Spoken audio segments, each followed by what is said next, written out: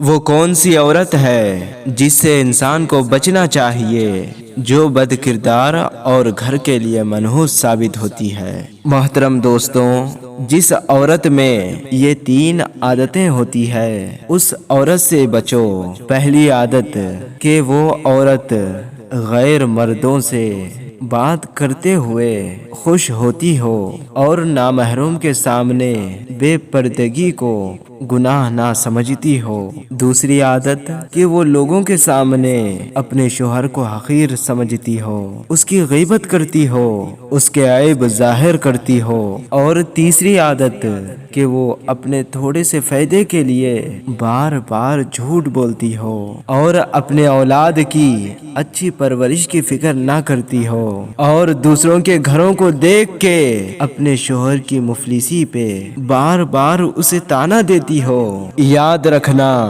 جس عورت میں یہ 3 عادتیں ہوتی ہے تو اللہ اس عورت کی کوئی بھی نیکی قبول نہیں کرتا اور وہ عورت دنیا و آخرت میں رسوا ہو کر دوزخ تک پہنچ جاتی ہے۔